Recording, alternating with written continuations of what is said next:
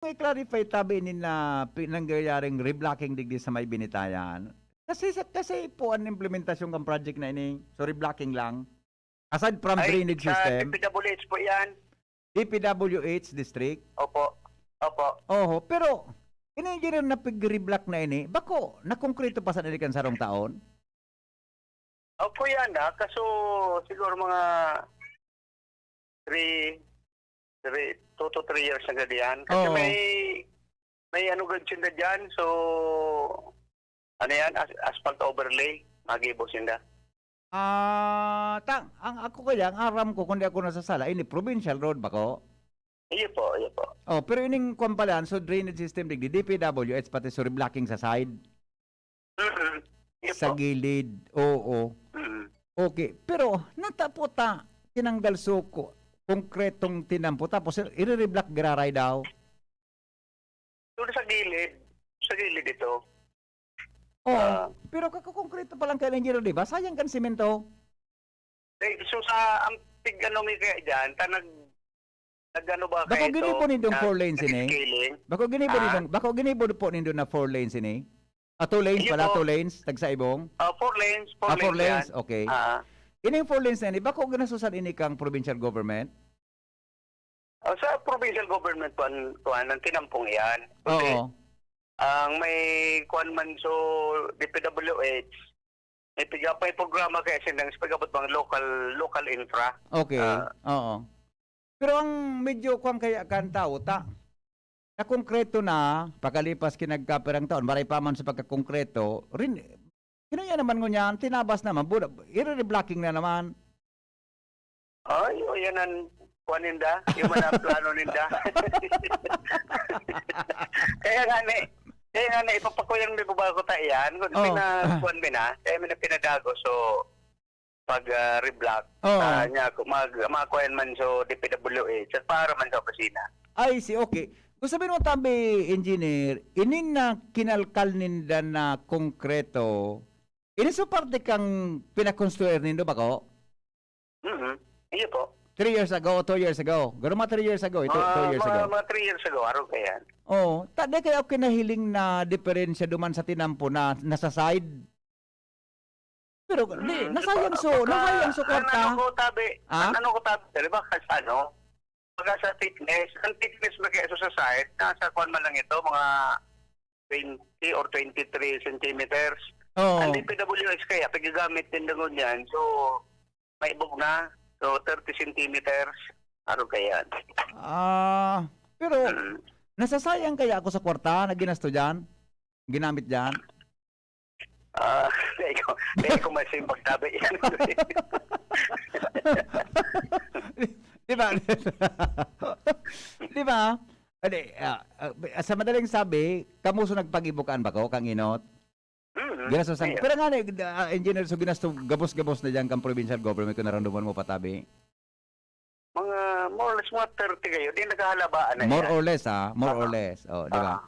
Tapos ining ika-apat na linya sa right lane, outer lane mismo kan tinampo. Yung nyan pigbabaklas para bugtakan ki konkreto giraray. And after kan tabi, anong plano da diyan ninda? May kuyang ba kaya nagkagsinda ki drainage? Oo, tama. Nagkagsinda ng drainage. Ano ini? I-asphalt overlay ini gabos tabi? Come again? I-asphalt overlay ini gabos? Ang ngabot man sila dyan sa parte kan Banyag site. Pero ini po napundig di sa may dati bagang substation sa may Shell, di ba? Hanggang duman sa luwasang Banyag, i-asphalt overlay tabi ni na 4 lanes na ini. Basta sa kanto lang, magpundi duman sa junction, kasi rin duman sa dating release sila diyan. I see. Okay. So that is why, yan ang figure din para sa asphalt overlay. Ayun po. Pangyari sa maaba. Yun man. Tala naman na sa yumahan yung nindo sa provincial government today asphalt overlay. Sayang man. Libre na sa probinsya. Libre na sa probinsya. Pero, ang point ko talaga tabi, engineer, nasayang so ginasto dyan nindo na kwarta, kantawo. Kasi hinaling ani. Inyo ko ta na kaya lang may nagtugma daw man sa Specification? sa design ninda, sa specification sa Gari na supog ka lang sa kuya magtaram. Kitama ka. Lima. So specific ta. Salado nindo mananggat. Ang gusto pala ninda dapat mas maibog. Yung pagganon ninda sa yung pagigibo ninda, standard ninda. I see. Okay. May timeline tabi engineer ko rin matatapos ini. Namin dyan sa Indo. Namin dyan sa Indo. Baka within this year, matapos yun yan eh. Oh, paano kaya actually, i-insurya ko lang sa imo, nagreklamo sa mga tao nagtatrabaho da on and off, paminsan igwa, paminsan dai. Actually, na-confirm na tabi na halian sa hali sa sa district office na nagpatrabaho nakauron mi naman kan supiayo ninda, sa inda talaga yung project eh. Paminsan igwa. So pag nagtag-oran na mapipinjinte ni data po yan, kuan eh. Dahil ko makatapos kaya. Dahil ka na magpara dugtong, baka madamay kita.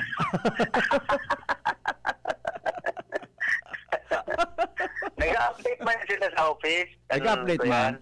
Baka pwede tabi yun pag nag-update sa Indo, may clamor kaya ang publiko, nakurukas ka sa tabi ang trabaho? Habang bako pa masyadong mauran para matapos na. Nagtaram naman kami kaya yan. Oo. Sa tubang dapat medyo sa trabaho. So, kung consistent. Iya po. Opo, okay. Engineer, salamaton ha. Nasabutan ko na tabi ang gusto sabihin kong project. Thank you so much. Okay. Salamat man. Thank you, alright. Okay. Papod Bayakot, may mga concerns kami na ipapaabot sa Indo. Ay, opo, sir. Number one, uduman sa Burgos, Daraga, sa Baskaran, Daraga, going to Burgos, yun naman si Renz ko niyan. Sabi ko para apod sa kuya ini kan mga yaon duman na deda po na na-fill upan support kang tinampo na may gap kan kan trinabaho kang ay doon na to na paano ito hali sa National Highway baga na 4 lane. Yes, siyempre gwasang patoo going to Burgos na tinampo. Siyempre so kanto ka ito yun may gap. Yes, so, alin na dapong pigreklamo. Ganun man ang ganay paabot mi na ini dyan sa Indo. Dahil ko aram ko ikaso nakauron ko. Ang request tabi kan mga residentes, kung pwedeng ma-fill up na itong gap na ito, tanganing subaha, dahil maglaog duman sa mga residentes. National Highway tabi ini si Richard. Yes, sir. Right side. Dahil ko aram kung sa Indo po ini. Sa Indo po ining area. Bali may mga projects kami dyan, sir. Roads leading to airport, but we have to verify, sir. Iyo, baka po pwede ma-verify, basta pang Baskaran, itong tinampo na pasiring sa Burgos. Yes, sir. Right may gap duman. Sabi, pag nag-uuran, napapanog itubig ito, minadalagan sa mga residentes, pero kung masiminto na ito, baka saro sa makatabag, nangaling sa tubig, di po magdalagan sa inda. Yes, sir. We will try to verify po yung area and nahiling na po, ano? Talagang medyo pababa man ang ganito, sir. Ang palaog sa inner part kang Burgos. And i-verify tatulo siya after this interview with the project engineer para ma-address po itong gap na to kung may ongoing man project pa po kami dyan sa area. Actually, pare, bako man siya ongoing. Haloy nang natapos itong tinampo yung hiling me. Haloy na. Yes, sir. Di ko aram kung parte kan kontrata o nabayaan o baka talagang arog ka ito sa design kan tinampo na paburgos. Baka kung halimbawa kung ano man tabi, ang request man sa nakan mga tao, itong gap na ito, masiminto, ma-filled upan. Tangani po na dahil tabaka, ako sa iling ko, pwede magkaw sa pag-aksidente ito. Kung makigkig duman, o sa mga residentes talaga, sa mga harong, nagsakripisyo kan baha, hali duman, pag na-stack po sa tubig duman. Yes, sir. Sige po, noted po yan, Sir Henry. Iya po, okay. Ikadua pa rin, nag-text naman siguro tabi sa mo si Angie Kanso dyan sa Binitayan. Yes, sir. Talagang alas kaya ang tao, galing haloy matatapos ini, nagtatrabahong tao, bilang lang sa Guramoy. Buda, itong, kasi actually, may nahiling ka sa bago na drainage na may nagtatrabaho, nagkapera. Pero reblocking talaga, di po kinahiling na nagtatrabaho, sabi, ginudak lang so nagkaperang part, so tinugbok baga na pudkaan, so pig jackhammer. Binayaan na, tapos binaklas ko niyan so tinampo, na for reblocking, manda po kinagtatrabaho. Baka dapat pwedeng ma-fast track ini. Matag-uran na naman. Yes, sir. Bali, na-inform ko na po si project engineer sir na papahaliyon na itong parang stockpile duman Oo. sa may area na nagkukos kang traffic. And ito pong sa may drainage part, ito nga nating pa-priority sir, masigura na. But well taken po yan, sir, na mapadagdag pa po kitang tao duman. We'll try to inform the project engineer about that concern po. Iyo, tanagakaw sa tabi, Sir Richard Kikuan, traffic duman, kung nagay man ang mas maray na continue ang trabaho niya para matapos tulos. Ayan pala, sabi niya Baclao, nag-coordinate man da ka mo sa enda, gari mabugta kilang asphalt overlay, tama? Yes, sir. Yes, sir. Bali, sa pasunod po yan mga plano, no? We'll try to have it po. Iyo, natapota kay po pang ibaklason itong original na tinampo na katatapos pa lang itong ipag-ibok ang provincial government? Yes, sir. Bali, tiningnan namin, sir, no? And verify kami. And yung project ay naibaba din sa distrito namin. So we have to implement it. And bakulang po ito ang particular scope of work naman, sir, no? Pati nasa drainage man sa may Banyag area going to Duterte Highway or yung direct urban traffic echo route. Doon natin papalabasin yung tubig, ano, initially. And opo. And ito ngayon, ginagawa natin yung standard mismo na road, no? Dun sa may area. Sa Binitayan, Lacandula area going to Daang Maharlika. Standard, ano? Pero ang standard na hibog kan tinampo tabi sa National Daang Maharlika? Yes, sir. Bali, nasa 11 to 12 inches po na ang implementa dyan, Sir Henry, ano? And ini po kaipuhan nanahihiling ta po, na-observe ta po, talagang nagagabat po ang load and nagdadabol po mga vehikulos na nag-aagi po sa tuyang mga thoroughfare, no? So, aram ta po ang Binitayan is part of the Legazpi Daraga diversion road, no? Kung kain na talagang nag-aagi man po digdi ang hali sa first district and vice versa going to Daang Maharlika and leading to Metro Manila. Iyo. Pero pong budget ang nakaalokar dyan sa lugar na? Pero pong budget dyan? Opo. Right now, sir, wala po akong data, no?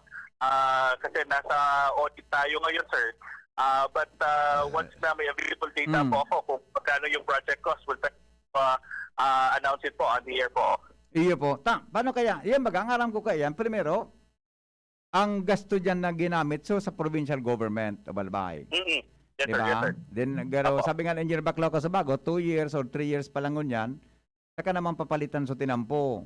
Ano? Ano po yan? Buong tinampo tabi ang Richard Babaklason? As far as I know, sir, bali ang punta po kang pagbabaklas is hindi lang po sa may area mismo kang parang junction, no? Kang Banyag and ang pinaka-end man po kan is digdi sa may Lacandula Park po. Ay, so ubos ang tinampo. Ubos ang tinampo, halion, babaklan. Yes, sir. Yes, sir. Yes. I see. Okay. So ang junction diyan huni sa may kuan, di ba? Sa may Shell, tama? From Binitayan Junction duman sa may Banyag to Shell Station. O sa inutan pa?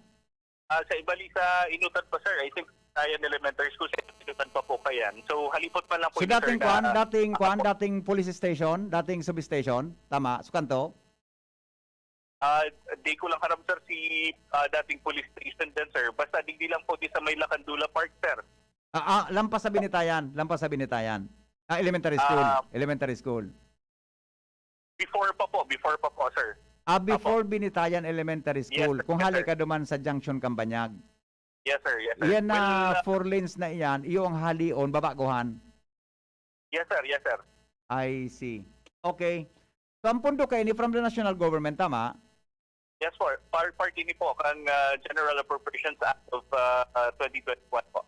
I see. Okay. Sige tabi, Chad. Yung masanang request kan mga paradangog taano budas nag-aarage dyan na dapat nahiling po na makasakas ang trabaho. Taday mang kinahiling na nagtrabaho. Apera kan so nailing ka so bago duman na nagtatrabaho tabi sa kanal. Opo. Well taken po yan, Sir Henry. Salamat po sa Samuya, and will take action regarding this concern para ma-fast track na po ini, taaram na po, natigura naman agad. Iyo po. And we'll do our best po to put manpower dyan sa area para at least ma-hit natin yung completion kaagad ng project. Okay. Sige, Tabi Chada, bala ka na, Tabi, pataso naman sa Burgos area, sana matrabaho ito. Perak man ka nagreklamo naman ng mga residentes, Tabi. Sige, sir. Sige, Okay. sir. Thank you. Apo. Thank you so po, much. sir. All right. Thank you. Thank you. All right. Thank you.